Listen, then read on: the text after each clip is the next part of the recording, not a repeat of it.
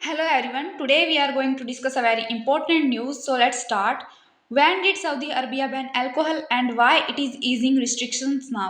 जैसा कि आप सब लोग जानते हैं कि सऊदी अरबिया में जो है इस्लाम का कानून चलता है और वहाँ जो है शराब को पूरे तरीके से प्रतिबंध लगाया गया है वहाँ पर शराब पर।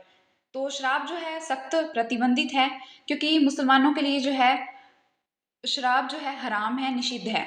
लेकिन रिसेंटली जो है सऊदी अरबिया ने एक नया डिसीजन लिया है जिसमें जो गैर मुस्लिम विदेशी निवासी हैं, जो गैर मुस्लिम हैं विदेशी निवासी, उनके लिए जो है शराब खरीदने को अनुमति दे दी गई है।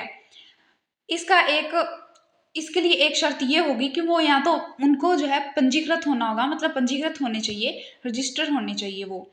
तो इस तरीके से जो है गैर मुस्लिम विदेशी निवासियों पर जो है अल्कोहल पर रिस्ट्रिक्शंस को कम किया गया है, प्रतिबंध हटाया गया है। लेकिन मुसलमानों के लिए अब भी जो है शराब बैन है क्योंकि वो पूरे तरीके से इस्लाम को फॉलो करते हैं, तो इसलिए उन्होंने शराब को बैन ही रखा है ताकि जो है वो अपना कानून सही तरीके से चलाते रहें। Branded alcohol had been entering the country's informal market through embassies but the government ended that system in January 2024। जो दूतावास होते हैं उनके जरिए जो है अल्कोहल फिर भी कंट्री में आ ही रही थी, तो इस सिस्टम को जो है एंड कर दिया गया था जनवरी 2024 में। तो इसके बारे में हम विस्तार से चर्चा करेंगे। सऊदी अरब में शराब पर प्रतिबंध कब और क्यों लगा? समय: सऊदी अरब ने 1950 के दशक में शराब पर प्रतिबंध लगाया, विशेष रूप से 1951 में, जब उस समय किंग अब्दुल अजीज के बेटे प्रिंस मिशारी ने शराब के प्रभाव में ब्रिटिश उप कंसूल साइरिल आउस्मन को गोली मार दी। तो शराब के प्रति सख्त प्रतिबंध लगाया गया। तो 1951 से जो है शराब के ऊपर सख्त प्रतिबंध लगाए गए हैं। धार्मिक कारण: शराब पर प्रतिबंध का एक मुख्य कारण जो है प्रतिबंध का, वो है इस्लाम धर्म का शरिया का पालन करना, जिसमें शराब पीने को जो है निषेध माना गया है। तो इस तरीके से वो अपने रिलीजन को बहुत अच्छे से फॉलो करते हैं। तो इस्लाम में शरिया का जो पालन करवाने के लिए शराब पर जो है प्रतिबंध लगाया गया है। कुरान में शराब से बचने की सलाह दी गई है। तो इसी वजह से जो है सऊदी अरबिया में आज तक जो है शराब बैन थी, पूरे तरीके से सख्त प्रतिबंधित थी। शराब का अवैध व्यापार: सऊदी अरब में शराब पर प्रतिबंध होने के बावजूद एक गुप्त शराब बाजार सक्रिय रहा है। मतलब उन्होंने प्रतिबंध लगा भी दिया था लेकिन फिर भी गुप्त जो है शराब बाजार, उसके थ्रू शराब बेची जा रही थी। यहाँ घरेलू रूप से तैयार की गई शराब और महंगी ब्रांडेड शराब को निजी पार्टियों, गेटेड समुदायों और कुछ विशेष घरों में सेवन किया जाता था। तो बैन होने के बावजूद भी वहाँ शराब बेची जा रही थी। आधिकारिक रास्ता: पहले दूतावासों के जरिए ब्रांडेड शराब का एक अनौपचारिक व्यापार होता था जहाँ शराब को विशेष डिप्लोमेटिक शिपमेंट के माध्यम से लाया जाता था। यह व्यवस्था जनवरी 2024 में जो है समाप्त कर दी गई है। मतलब जो एम्बेसीज बनाई जाती है, दूतावास हमारे जो एक कंट्री से दूसरी कंट्री में होते हैं, तो उसके जरिए है जो है ब्रांडेड शराब जो लाई जाती थी उसके लिए व्यापार होता था। लेकिन अब जो है उसको भी बैन कर दिया गया था, जनवरी 2024 में उसको समाप्त कर दिया गया था। नया बदलाव: शराब की बिक्री में ढील। प्रारंभिक व्यवस्था: जनवरी 2024 में सऊदी अरब ने एक नए स्टोर की शुरुआत की जहां केवल गैर मुस्लिम कूटनीतिक कर्मचारियों को शराब खरीदने की अनुमति थी। मतलब जो मुस्लिम नहीं है, जो गैर मुस्लिम है, मुस्लिम्स के अलावा जो अदर रिलीजन है, तो उनको जो है शराब खरीदने की अनुमति थी। यह स्टोर विशेष क्षेत्र में स्थित था जहां दूतावासों का आवास था, मतलब जहां एम्बेसी बनी हुई थी वहां पर यह स्टोर था और वहां पर उनको जो है शराब खरीदने की अनुमति थी। लेकिन मुस्लिम्स को अब भी नहीं थी क्योंकि वो लोग अपना रूल फॉलो करते हैं। नया परिवर्तन क्या है? अब इस स्टोर में गैर मुस्लिम निवासियों को भी शराब खरीदने की अनुमति दी जा रही है। मतलब जो नॉन मुस्लिम्स हैं उनको भी शराब खरीदने की अनुमति दी जा रही है। लेकिन इसके लिए एक शर्त है, केवल वे लोग जो हर महीने कम से कम 50,000 सऊदी रियाल, लगभग 1 लाख रुपए जो है हमारे 11 लाख कमा रहे हैं, वे ही शराब खरीद सकते हैं। मतलब इसके लिए कुछ शर्तें हैं उन्होंने रखी कि कौन कौन जो है शराब खरीद सकता है। तो गैर मुस्लिम जो है वो खरीद सकते हैं, लेकिन इसके लिए एक शर्त तो ये है कि वो 50,000 सऊदी रियाल जो है कमा रहे हों, यानी कि लगभग इंडिया के जो है 11 लाख रुपए कमा रहे हों। तो इतने इंडिया में जैसे कमा रहे हों इंडिया के रुपीज़ के अकॉर्डिंग, वैसे जो है 50,000 सऊदी रियाल। तो एक तो है ये शर्त। दूसरा है प्रीमियम रेसिडेंसी योजना। इस सुविधा यह सुविधा सऊदी अरब की प्रीमियम रेसिडेंसी योजना जो कि 2019 में लॉन्च की गई थी के तहत उन विदेशी निवासियों को दी जा रही है जो उच्च कौशल वाले पेशेवर, निवेशक और उद्यमी हैं। मतलब कि जो एंटरप्रेन्योर हैं और पेशेवर हैं यानी कि एक्सपर्ट्स हैं और या फिर जो इन्वेस्टमेंट करते हैं उनके लिए है, जो मतलब उच्च कौशल से बिलोंग करते हैं, उच्च कौशल है जिनके पास। इसके तहत गैर मुस्लिम नागरिक बिना स्थानीय स्पॉन्सर के सऊदी अरब में रह सकते हैं। तो इस नियम के थ्रू जो है, जो गैर मुस्लिम है वो बिना किसी स्थानीय स्पॉन्सर के भी सऊदी अरब में रह सकते हैं। सऊदी अरब का विजन 2030 क्या है? आर्थिक बदलाव। सऊदी अरब का विजन 2030 योजना इस बदलाव का एक हिस्सा है जिसका उद्देश्य विदेशी निवेशकों, पेशेवरों और पर्यटन को आकर्षित करना है। तो ये उनका एक नियम है जिसके जरिए वो विदेशी जो इन्वेस्टर्स होते हैं या फिर जो एक्सपर्ट्स होते हैं उनको आकर्षित किया जाए या फिर पर्यटन को आकर्षित किया जाए। पर्यटन जो है किसी भी इकोनॉमी में बहुत बड़ा योगदान देता है। जैसे कि हमारे जो विरासत स्थल होते हैं जैसे कि ताजमहल और इस तरीके के कुछ स्थल होते हैं जो काफ़ी ज़्यादा फेमस होते हैं, तो उनको देखने अलग अलग देशों से, अलग अलग राज्यों से लोग आते हैं। तो इससे जो है पर्यटन को बढ़ावा मिलता है और ये देश की इकोनॉमी में बहुत ज़्यादा योगदान देता है। सेकेंडली जो मतलब जो रिक्शा वगैरह चलाने वाले होते हैं तो उनके लिए भी वे ज़रूरी हो जाता है, उनके लिए भी वो बेनिफिशियल हो जाता है। या फिर जो स्ट्रीट फूड जो आपने सुना होगा उसको भी काफ़ी ज़्यादा फिर लोग टेस्ट करते हैं, खाना पसंद करते हैं, नए नए फूड ट्राई करना चाहते हैं, तो उससे जो है काफ़ी बेनिफिट होता है। तो सऊदी अरब का विजन 2030 है, इससे जो है काफ़ी लाभ होने वाला है इनको।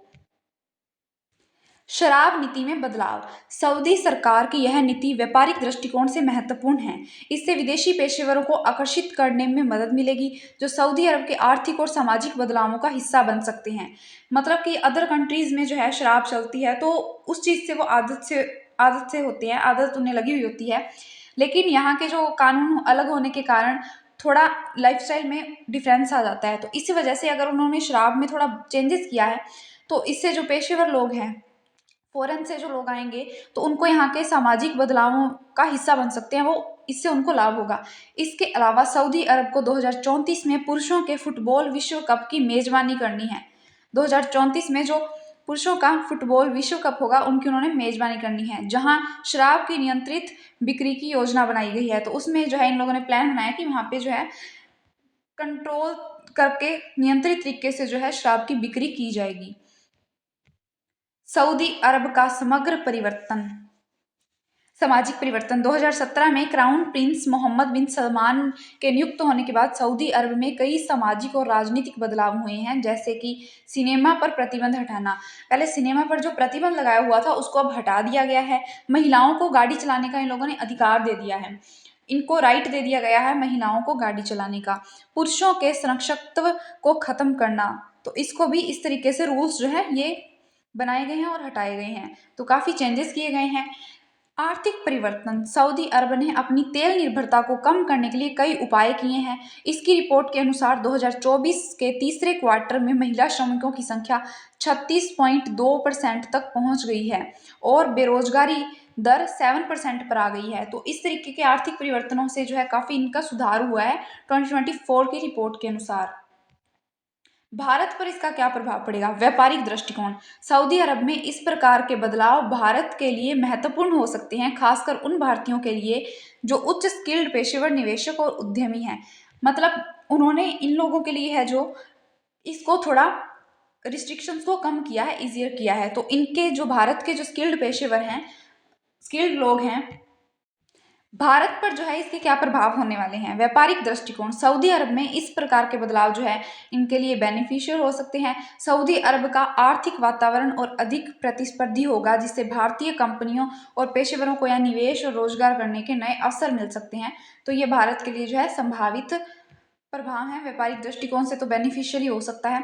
सांस्कृतिक दृष्टिकोण। सऊदी अरब में शराब पर प्रतिबंध हटाने से भारतीयों के लिए कुछ सामाजिक बदलाव हो सकते हैं, खासकर उन भारतीयों के लिए जो पश्चिमी देशों से जुड़े हुए हैं। मतलब जो इंडियन वेस्टर्न कल्चर से कनेक्टेड हैं तो वहाँ शराब ड्रिंक का, लिकर का कल्चर है, तो उनके लिए ये जो है कुछ अच्छा हो सकता है। यह एक प्रतीक हो सकता है कि सऊदी अरब एक अधिक खुला और उदार समाज बन रहा है। मतलब पहले जो है उनके इस्लाम के अकॉर्डिंग जो रिस्ट्रिक्शंस लगे हुए थे वो थोड़े उन्होंने ईजी किए हैं, वो कम किए हैं। तो तो ये थोड़ी अधिक खुला मतलब ओपन मार्केट लग रहा है और थोड़ा उदार लग रहा है, उदार समाज लग रहा है। तो इस तरीके के चेंजेस जो हैं अच्छे हैं, जो लोग वेस्टर्न कल्चर से जुड़े हुए हैं। सऊदी अरब का लक्ष्य और भारत की प्रतिक्रिया। ग्लोबल प्रतिस्पर्धा। सऊदी अरब अब वैश्विक व्यापार और निवेश के लिए एक अधिक आकर्षक स्थान बनता जा रहा है। भारत के लिए अवसरों का नया क्षितिज खोल सकता है। मतलब अगर उन वो अपने कानूनों को थोड़ा उदार करेंगे, लिबरल करेंगे, तो भारत के लिए बहुत अच्छा ऑप्शन हो सकता है। सांस्कृतिक आदान प्रदान। सऊदी अरब का यह बदलाव भारतीय और अन्य विदेशी नागरिकों के लिए खुले वातावरण में काम करने का और रहने का अवसर देगा, जो सऊदी अरब के सामाजिक और आर्थिक दृष्टिकोण को लेकर एक सकारात्मक संकेत हो सकता है। तो जो है कल्चरल आदान प्रदान, जो सांस्कृतिक आदान प्रदान है, उसके लिए भारत के लिए अच्छा हो सकता है। इस तरीके के खुले वातावरण में और कम रिस्ट्रिक्शंस के साथ जो है काम करना और रोजगार जो है के अवसर और अच्छे हो सकते हैं, तो ये भारत के लिए कानून अच्छा हो सकता है। भारत की विदेश नीति और रणनीतिक दृष्टिकोण। भारत सऊदी अरब संबंध। भारत की विदेश नीति सऊदी अरब के साथ मजबूत और कूटनीतिक आर्थिक रिश्तों को बढ़ावा देने की दिशा में काम कर रही है। सऊदी अरब का सामाजिक आर्थिक परिवर्तन भारत के लिए अवसर हो सकता है, क्योंकि यह विदेशी निवेश, व्यापारिक संबंधों और श्रमिक प्रवासन के लिए अनुकूल वातावरण प्रदान कर सकता है।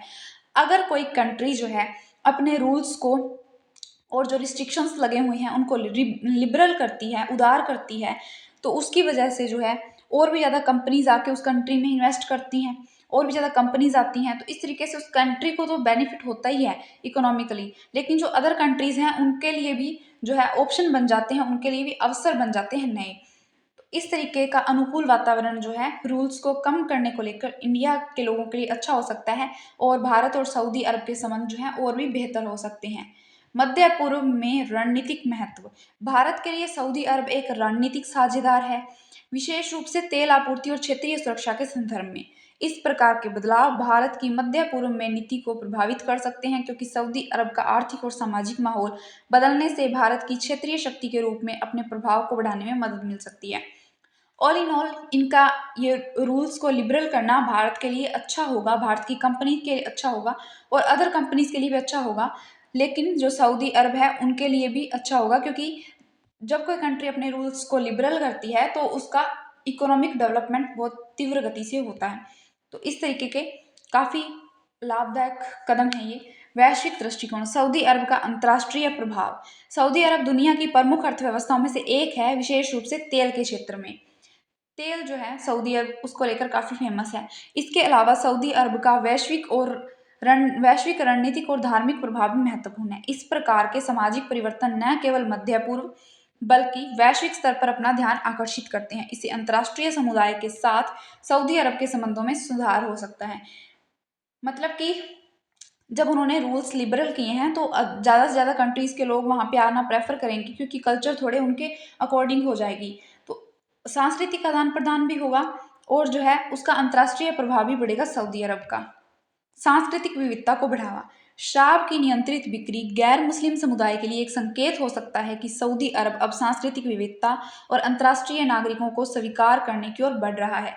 मतलब जिस अकॉर्डिंग उन्होंने शराब पे रिस्ट्रिक्शंस को कम कर किए हैं विदेशी जो नागरिक हैं, गैर मुस्लिम नागरिक हैं उनके लिए, तो इसका मतलब ये है कि जो सऊदी अरब है वो इंटरनेशनल जो सिटीजन्स हैं उनको एक्सेप्ट कर रहा है, और कल्चर को अपनी को ओपन कर रहा है, अपनी इकोनॉमी को ओपन कर रहा है और ज़्यादा लोगों के लिए। इससे विदेशी निवेशकों और पेशेवरों को आकर्षित करने में मदद मिलेगी। डेफिनेटली उनको बेनिफिट होगा। लेकिन जैसा कि हर कानून के हर जो नियम है उसके दो साइड्स होते हैं, उनको बेनिफिट होगा, लेकिन हो सकता है कि उनकी इकोनॉमी के लिए थोड़ा नेगेटिव प्रभाव भी दे, पर मोस्टली जो है पॉजिटिव इम्पैक्ट होगा बाकी कंट्रीज के लिए भी और सऊदी अरब के लिए भी। सुरक्षा और कानून व्यवस्था पर प्रभाव। सुरक्षा संबंधी चिंताएं। शराब पर प्रतिबंध के बावजूद सऊदी अरब में अवैध शराब का कारोबार दशकों से चल रहा था। मतलब कि उन्होंने जो लिकर है, शराब है, उसके ऊपर उन्होंने रिस्ट्रिक्शंस लगाए थे, लेकिन फिर भी जो है अवैध कारोबार चल ही रहा था। अब जब शराब के लिए एक नियंत्रित सिस्टम विकसित किया गया है तो इससे काले बाजार पर नियंत्रण पाया जा सकता है। हालांकि इससे सुरक्षा के लिहाज से कुछ चुनौतियां भी उत्पन्न हो सकती है। जैसा कि हमने पहले बोला कि हर चीज़ के दो साइड्स होते हैं, अगर प्रोज होंगे तो कॉन्स भी होंगे। तो इस अकॉर्डिंग जो है सुरक्षा संबंधी चिंता उत्पन्न हो सकती है। जैसा कि शराब की अवैध बिक्री की संभावना खासकर एक सीमित और नियंत्रित तरीके से बेची जाती है। जब ये नियंत्रित और सीमित तरीके से बेची जाती है तो वो उसके प्राइस अपने अकॉर्डिंग सेट करती हैं। तो इस तरीके की कुछ चुनौतियों का भी सामना करना पड़ सकता है। संविधान और शरिया कानून का पालन, जैसा कि सऊदी अरब आज तक शरिया कानून का पालन करता है, जिसके अंदर शराब का सेवन है जो पूरे तरीके से प्रतिबंधित है, बैन है। सऊदी अरब का कानून शरिया पर आधारित है और शरिया का सेवन शरिया कानून के खिलाफ माना जाता है। ये लोग शरीयत कानून का पालन करते हैं और इसमें शराब जो है पूरी तरीके से प्रोहिबिटेड है। इस प्रकार शराब की बिक्री में ढील देने दी जाने के बावजूद यह सुनिश्चित करना जरूरी होगा कि शरिया कानून और स्थानीय सांस्कृतिक मान्यताओं का उल्लंघन ना हो। मतलब जो उनका खुद का रिलीजन है, जो उनके खुद के कानून है, उनका खुद का कॉन्स्टिट्यूशन है, वो इस चीज़ से प्रभावित ना हो, इस चीज़ को जो है उनको देखना जरूरी होगा। अगर हम कोई भी नियम कानून लागू करते हैं तो उसको इम्प्लीमेंट किस तरीके से किया जा रहा है, ये इस पे डिपेंड करता है कि कानून जो है अच्छा होगा या बुरा होगा। वरना नीतियाँ बहुत बनाई जाती है लेकिन एक इम्प्लीमेंटेशन की कमी के कारण जो है बड़ी बड़ी नीतियाँ खराब हो जाती हैं। तो इस तरीके से इन्होंने ये कानून बनाया है, अगर इसको और भी बेहतर तरीके से ये लोग इम्प्लीमेंट करते हैं तो ये कानून उनके लिए बहुत अच्छा साबित हो सकता है। तो इस तरीके से अब हम देखें इसका निष्कर्ष क्या है, कंक्लूजन क्या है इस पूरी न्यूज़ का। सऊदी अरब का शराब पर प्रतिबंध को ढीला करना और व्यापारिक प्रतिबंधों को हटाना, खासकर प्रीमियम रेसिडेंसी के माध्यम से, इसकी विजन 2030 की योजना का हिस्सा है। इससे भारत समेत अन्य देशों के उच्च स्तरीय पेशेवरों को लाभ मिल सकता है और सऊदी अरब के वैश्विक प्रतिस्पर्धात्मकता में सुधार होगा। तो इस तरीके से बाकी देशों के लिए भी अच्छा होगा, जो स्किल्ड पेशेवर लोग हैं उनके लिए भी अच्छा होगा। इनका जो विजन 2030 की योजना है इसका ये हिस्सा है और सऊदी अरब को भी ऑल इन ऑल बेनिफिट होगा। तो ये थी हमारी आज की न्यूज़ जिसमें हमने डिस्कस किया कि सऊदी अरब ने जो लिकर जो है शराब उस पर प्रतिबंध हटाया है गैर जो मुस्लिम है विदेशी नागरिकों के लिए, तो ये उनके लिए कितना बेनिफिट होगा, कितना नुकसानदायक होगा, भारत पर इसका क्या प्रभाव पड़ेगा। तो ये थी हमारी आज की न्यूज़। आई होप आपको समझ आई होगी। Do subscribe and like and comment if you like it. Thank you so much.